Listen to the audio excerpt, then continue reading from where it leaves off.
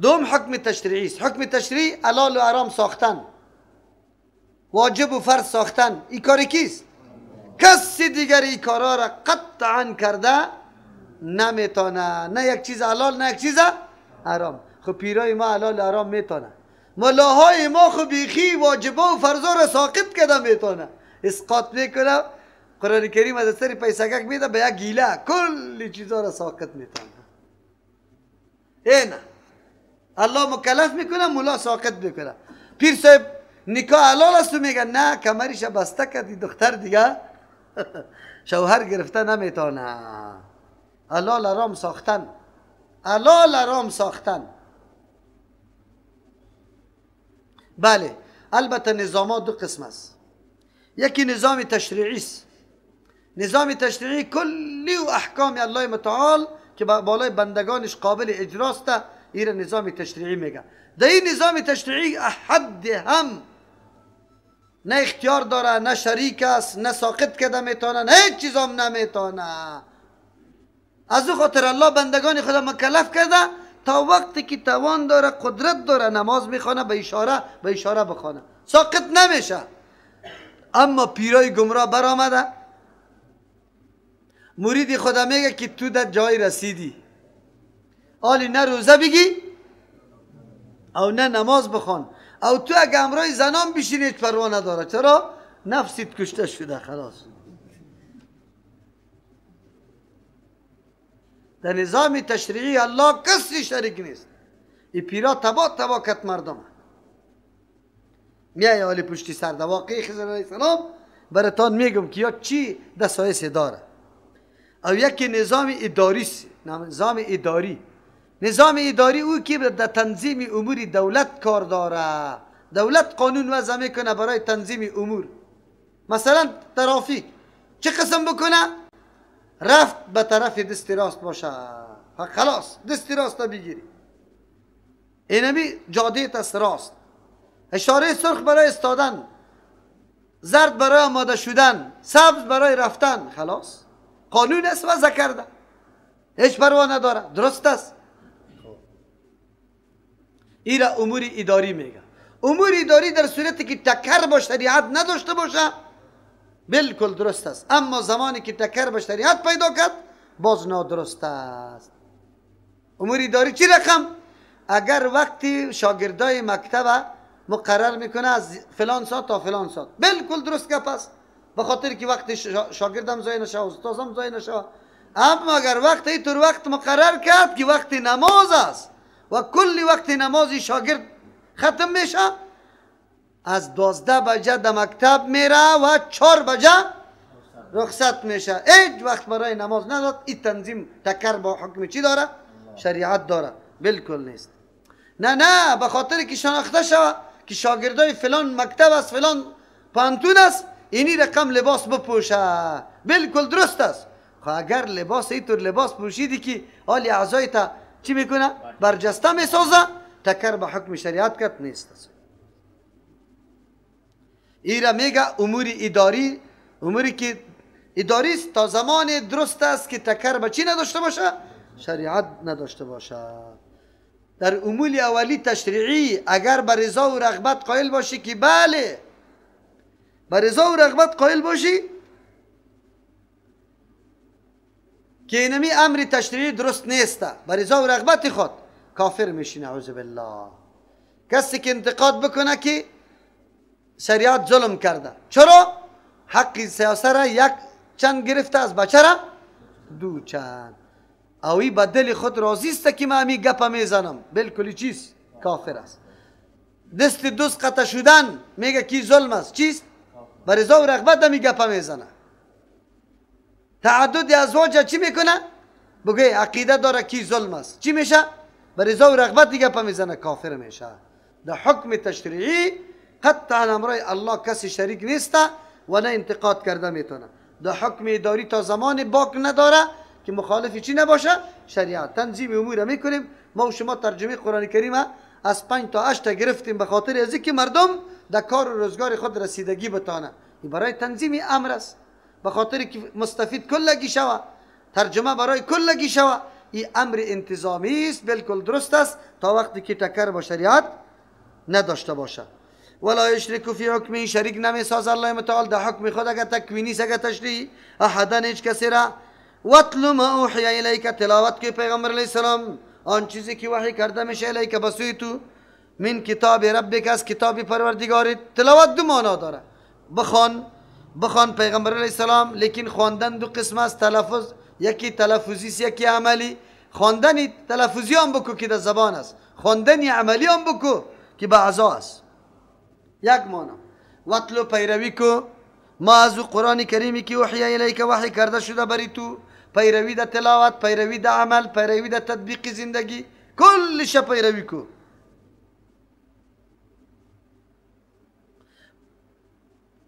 ما اوحیان چیزی که وحی کرده شده الیک بسوی تو، من کتاب ربک، از کتاب پروردگاری تو. فقط پابند از او باش، دستورات از او را مکمل عمل بکو. لا مبدل لکلماتی، کتاب همیطور کتاب مشخصات داره، فضیلت داره. چرا؟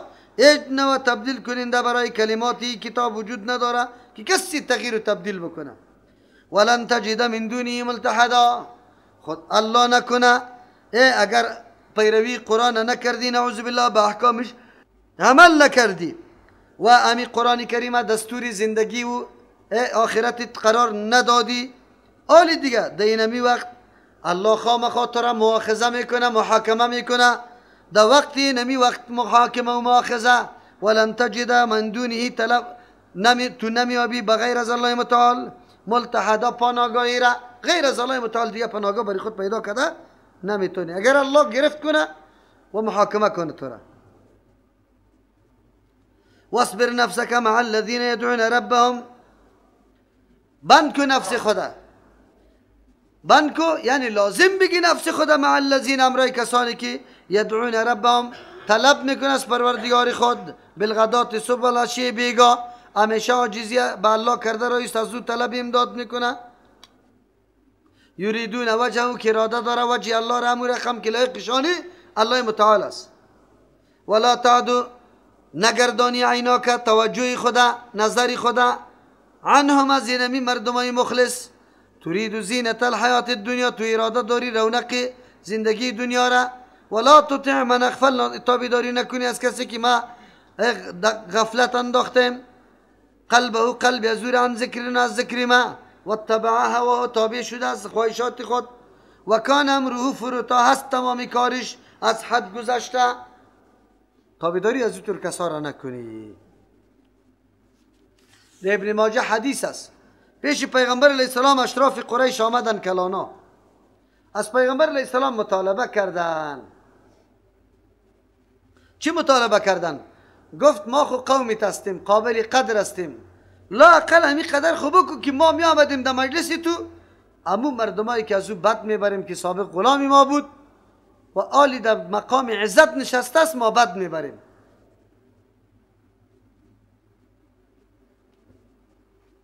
و باید قطعتون نباشه، چرا که و غلامی ما بود، خود ما حقیر میشماریم امرای از وا، نعوذ بالله.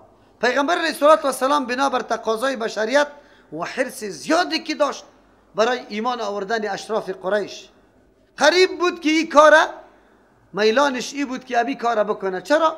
اگر یک ساعت و یک چند دقیقه می در مجلس نباشه چی پروایی داره؟ یا خوبی از علوم نبوت فرا گرفته، عقیدهشان خب محکم شده، همه مسائل دین یاد داره. از او خاطر اگر چند دقیقه در مجلس پیغمبر در حضور اشراف قریش نباشندم کدام پروایی نیست. الله متعال بخواه که نه پیغمبر این کار نکنی. اینجا برای ما واضح میشه که نزد الله متعال چی چیز خیلی منزلت داره. منزلت که در پیش الله داره کسی است که صبح و بیگاه عاجزی میکنی، توجه به سوی الله میکنی، بندگی الله به وجه درست میکنی. اینی مقام و منزلت پیش الله داره. مال، دارایی، بیلدینگ، کش و فش، موتر، بادیگاردا، منصب، ایگا پا پیش الله قدر و قیمت نداره. قدر و قیمت اینمی چیزا داره. از او خاطر الله پیغمبر خود مامور میسازه که امرای این طور طایفه تو نفس تلازم کو و از مجلس خود این طور کسا را دور نکن. چرا دور نکن؟ دو هدف در اینجا است. یک هدف ایست که سبب شکستگی دل همچو مردم میشه. همچو مردمی که به اخلاص و صداقت با وصف تمام مشکلات و مصائب ایمان آورده روز مرا شکنجه میشه، اما باز مجلس تو یارا دور میکنی، سبب شکست دل شدن ازیا میگرده، دل ازیا میده میشه. امون نشاط و فعالیتی که برای خدمت دین در بین ازیا موجود بود او مکمل چی میشه؟ از بین میروه. نه این کار نکن. یک او چی به دردت میخوره؟ اشراف قریش یا خود سپاسالار اسلام هستن، فداکارای اسلام هستن. یارا باید تو چی نکنی؟ از مجلست نرانی. خدا کنه که اشراف قریش میاد، هر کس که میاد یا قابل قدر هستن. یک. دوم هدف در اینجا چی است؟ دوم هدف ایست که وقتی که تو این صحابه کرام دور میکنی، این صحابه او مردمانی است که یک لحظه هم به مجلس تو تیر نمیتونه. الله در قلب صحابه محبت رسول الله را طوری انداخته بود که یک صحابی به پیغمبر میگه که یا رسول الله، من زمانی که از مجلس تو میخیزم طرف خانه میرم، همین چهره مبارکت که چیسته از چشمم پناه میشه، دلم طاقت نمیکنه، نشسته در خانه نمیتونم، پس میایم باز در مجلس تو. اما در روز قیامت چی کنم که تو در کدام مقام باشی و من در کدام مقام؟ او میگه که چی بکو؟ قطمه کمک بکو امرای چی؟ زیاد سجده کردن. سجده را زیاد بکو انشاءالله در اون جمع امرای ما چیسته؟ حتما توی چی در جنت الله متعال وضعیتی را طوری میاره که مرا دیده بتانی. ببینی چی هست بگوی؟ محبت صحابه کرام با رسول الله صلی الله علیه وسلم. این صحابه ممتور بود، حتی نمیخواستن که یک لحظه از دیدار مبارک رسول الله یک طرف شوند، یک جانب شوند، گوشه شوند. الله متعال پیغمبر مامور ساخت که دسیسه های دشمن تو را وادار به این نسازه که مردم قابل قدر تو از مجلس خود دور کنی، کار نکنی، قطعا نکنی. در ضمن کمال محبت صحابه، قدر و منزلت صحابه ثابت شد یا نه؟ که الله پیغمبر خود مامور به چی کرده؟ که ملازمت مجلس کی را بکنه؟ امی مردم بکنه. پیغمبر باید در مجلس کی بشینه؟ امی صحابه بشینه، پیغمبر بشینه. پیغمبر بند کن نفسی خدا امرای کسای ازی. الله متعال برای ما درس میده.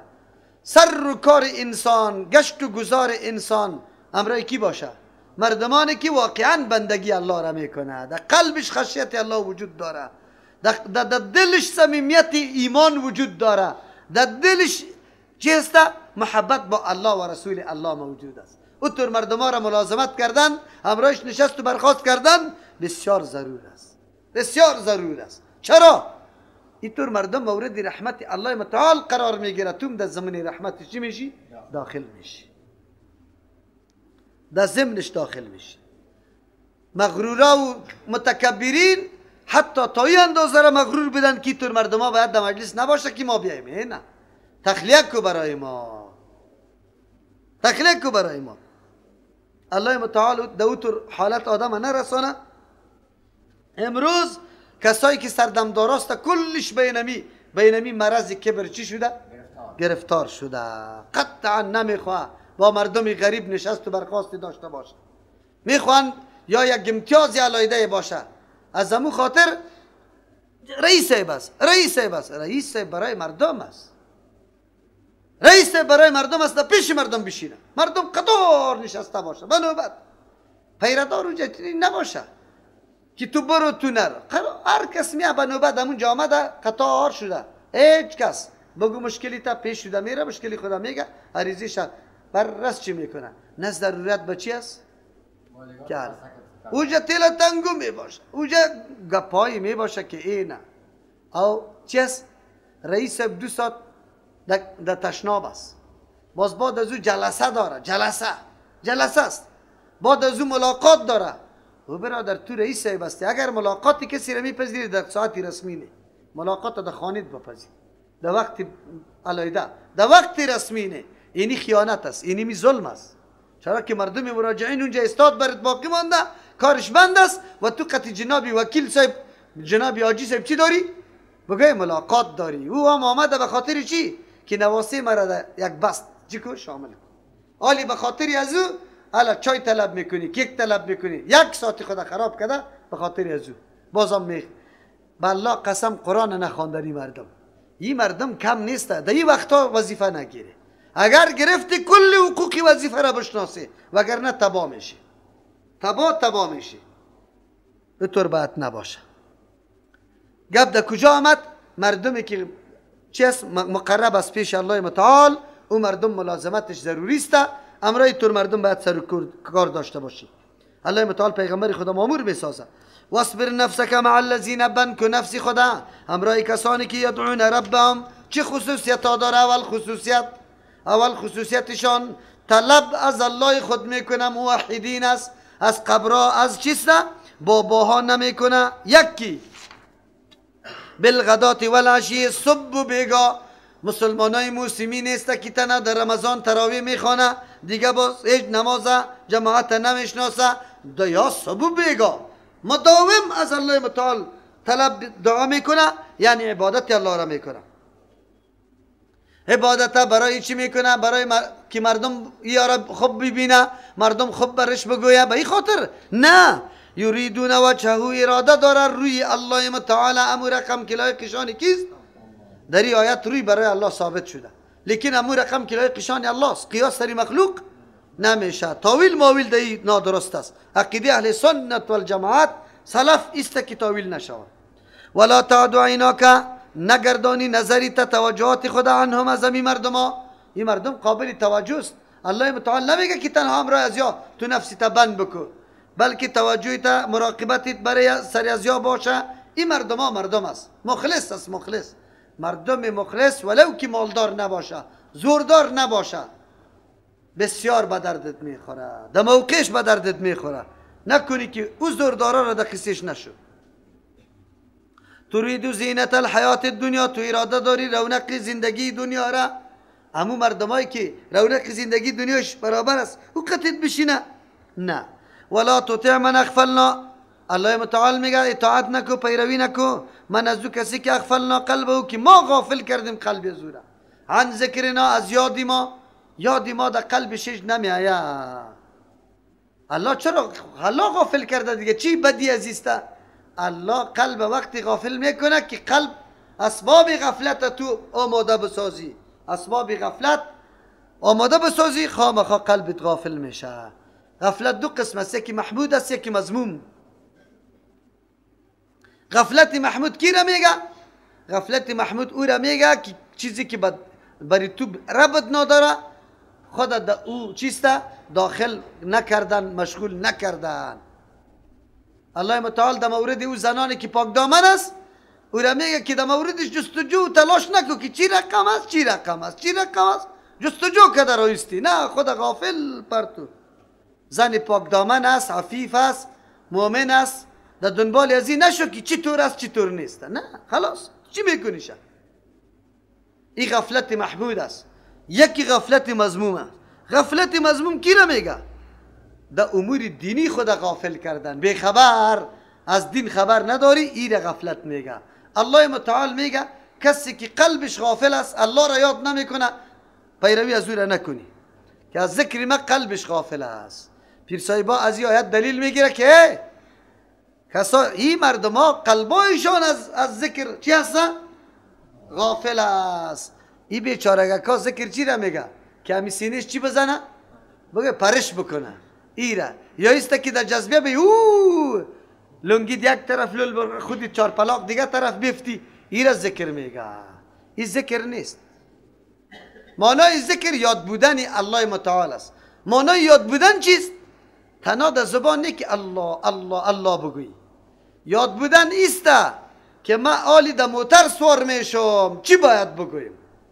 الله در یادیت است. بسم الله، پایت در موتر ماندی، حرکت میدی، بسم الله مجریها، سوار شدی که نشستی، سبحان الذی سخر لنا هذا، اینا مکمل حرکات در بندگی الله تیر میشه، برای الله تسلیم هستی. اینی را مردم میگه ذکر. چی میگه؟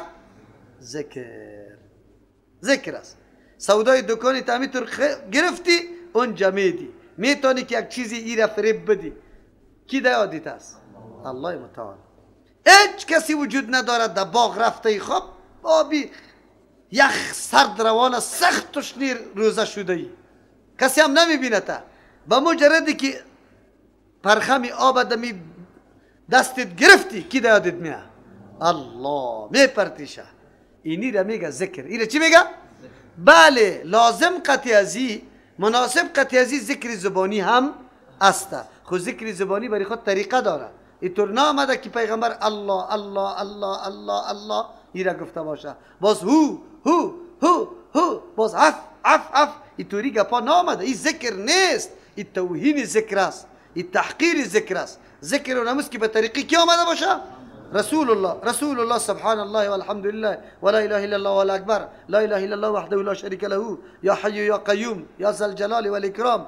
او کلمه الله را ذکر کرده یا الله گفته اللهم گفته نه اینطور که تنها الله الله بگو باز الله شوه و بعد از او چیسته هو بگوی باز بعد از او در کدام سرحد برسه. اینطوری نه آمده و نه پرشای قلبا آمده که اینجی تا اینطور بگی چشمی تا پٹ کو اینطور فکر کو که نور سرت میباره. اینطور فکر کو باز چی برات میگه؟ نه زمانی که اینجا ذکر میکدی باز چهری پیر صاحب تا در پیش رید بیار. چهری کی را؟ پیغمبر علیه السلام زمانی که جبریل امین از پیش سوال میکنه که مل احسانو احسان چی را میگه؟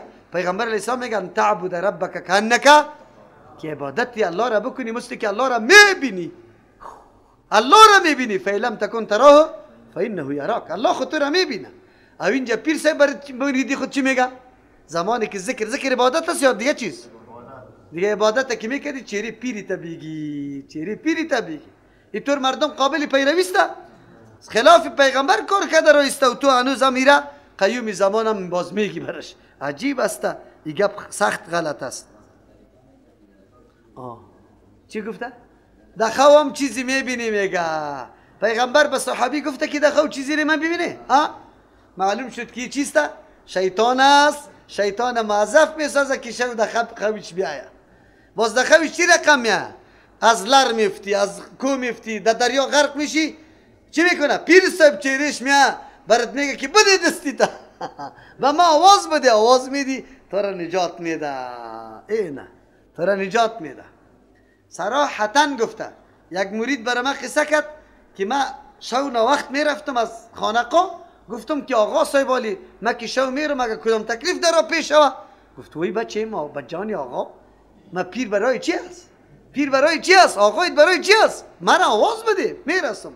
اما یک نفر خوب شناخته بود چه آمده بود پیر صاحب بسیار احترامش کرده بود. گفت الله تو را اجر بده پیر صاحب. گفت چرا؟ گفت سری رامه ما گرگ آمد گرگ. گفت که همی تو را صدا کردم آقا صاحب دیدم که یک سگ سیاه پیدا شد همون تو بودی. گرگ ورداشت. گرگ گفت دوان قربانی تو آری پیر شام. گفت که اینطور یک سگ سیاه جور شده بودی که هیچ پرسان نکن. دیگهش برای من میگه مولی صاحب نه یک دانه جیف داشتیم هر چی که کردیم چی نشد چالان نشد در دشت هم ماندیم. یک دفعه گفتم او پیر برس. گفت سعی کردم امی سلف زدم رنگی تلا چالان شد. گفتی تور پیرایی تور پیراست. ما گفتم او را امو سلفه که تو میزدی و لینکش نمانده بود امی شیطان جنی که او بخوره. وقتی که تو در پیر صدا کردی او ماند شه. این کارا میشه. این کارا به خاطر عزیز پیرا میگه سعی کن تا بیداری نکنی از او کسی که ما غافل کردیم قلبش عن ذکرنا از ذکر ما. اینجا مراد ذکری اونمو و یاد الله. کسی که هر معامله میکنه الله در یادش نیست بلکه هر کار از حد چی میکنه؟ تیر میکنه و پشتی سر میآید. و اتبع هواه تابع خواهشات نفسانیش است. پرسان نمیکنه از شریعت که برای ازی جایز است یا ناجایز. این برای ازی چطور است حلال است یا حرام. و کان امره فروتا هست. تمامی کارش کلی کارش فروتا از حد گذشته است. تجاوز میکنه. اینطور مردم تو چی نکن؟ پیروی نکن. قرآن کریم برای ما درس میده. رهبر ما و قائد ما کی باشه؟ کسی که تمام عمرش تمام کارش زیاده روی فرمان میدم میگی کار اینطور کن. یا کسی که تابع خواهشات نفسانی است، یا کسی که از الله ذکرش چی است؟ از ذکر الله قلبش غافل است. اینطور مردم ها قاید شده نمیتونن.